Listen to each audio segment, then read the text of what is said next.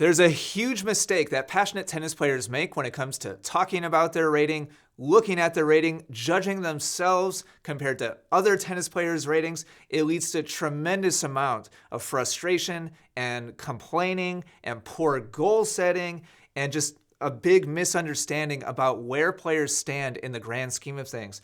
And I've seen a pattern of this mistake a ton recently. So I want to make this video to hopefully clear up a lot of confusion and help you have more accurate and clear understanding of your game and what the rating system even actually is. I'm talking about the NTRP system here in the United States. The USTA, or the United States Tennis Association, organizes the rating system that we mostly go off of. Even if you don't live in the United States, this is going to be helpful information because most people who are making tennis improvement content on the internet go by the NTRP system.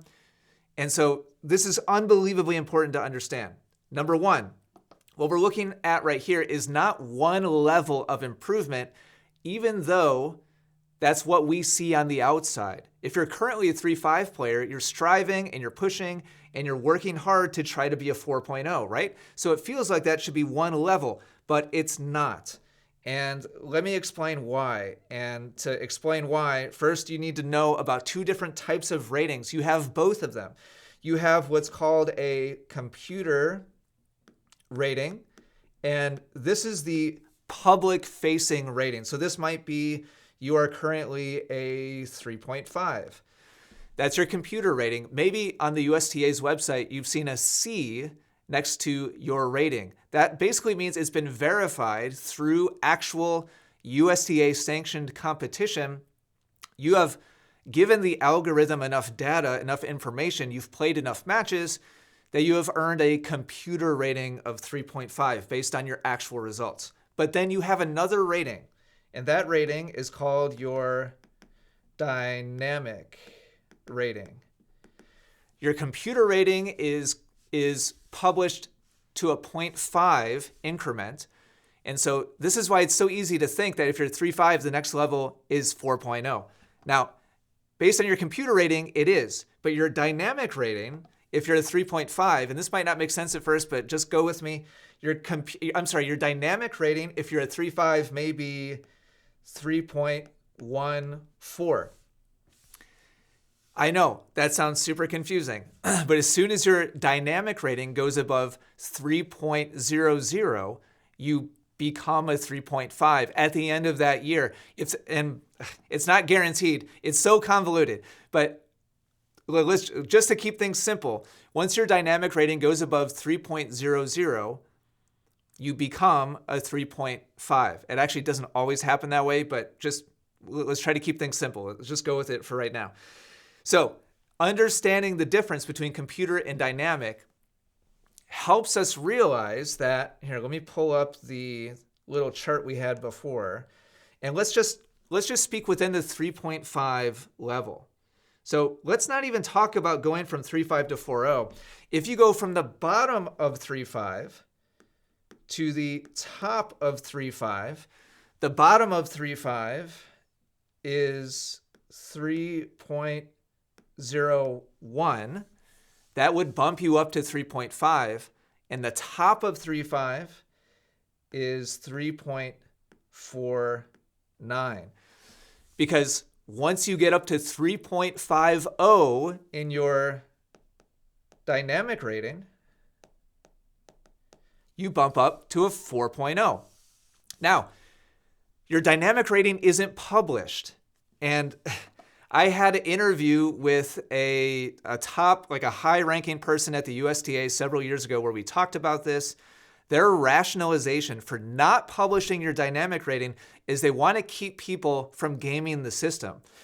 Their rationale is, well, if people know what their full rating, what their dynamic rating is, once they get up close to this end of the range, then they'll start losing matches on purpose. They'll start sandbagging because they want to stay at the 3.5 level. And so they don't tell people what their dynamic rating is. And that leads to a tremendous amount of misconception and frustration and confusion. And hopefully you can start to see here that the difference between the bottom of 3.5 And the top of 3.5 is actually 50 levels. Well, actually, 48. 40, the way I have it drawn out here, and I don't know if this is exactly accurate, so just kind of go with me for right now. The big picture concept I'm communicating to you today is correct, but nobody knows the exact intricacies of like who gets bumped up and when, and like how much above the threshold you need to be and by what date in the season before next year. It's incredibly convoluted, and it's all in a black box, and this is what leads to so much confusion out there. But roughly speaking, from the bottom of 3.5 to the top of 3.5, we don't see the little incremental improvements in rating or decreases or decline in rating. But for all intents and purposes, there are 50 levels between the bottom of 3.5 to the top of 3.5 before you can finally get bumped up to 4.0. Hopefully this already takes a weight off your mind. If you've been just think about how crazy this is. If you've been stuck at the 3.5 level for years, and you've been taking lessons, you've been training and practicing with practice partners, and you've been working with ball machines, and you've been traveling and playing tournaments, and 3 years, 4 years, 5 years later, you're like, man, I'm not getting any better. I swear it feels like I'm a better tennis player, but the number next to my name hasn't changed. You're not crazy, because you're actually trying to go from 3.01 to above 3.49 to finally get bumped up to 4.0. And so here's the crazy part. Let's erase this real quick. When people talk about a single level, and I'm putting that in big air quotes, in other words, like I'm a 3.5 and I want to bump up to a 4.0, what we're actually talking about from the bottom of 3.5 is 3.01, and the top of 4.0 is 4.49. Wait, is that right? 4 points. Let's see. 4 point. No. I'm sorry. See, this is so like overly complicated. 3.99. When your dynamic rating goes to 4.01, you become a 4.5. So when we're talking about entry level 3.5 to high level 4.0, what we're actually talking about is 100 levels. How crazy is that? We're actually talking about 100 levels, but it's all behind the scenes, and it's all kind of hidden from our view and our awareness. And so this is incredibly important to understand, because and when I had this interview with the USTA official, I had heard what I'm about to tell you thrown out many times over the years, and she didn't exactly confirm it, but she did not unconfirm it. She did not deny it. From the bottom of 3.5 to the top of 3.5, if those two players play each other, if a 3.01 plays a 3.49, it should be a 6-0-6-0 match. In other words, not even close. It's 50 levels. And then if a 3.50, which is actually a 4.0, plays a 3.99, so the bottom of 4.0 to the top of 4.0, it's another 6-0-6-0 thrashing.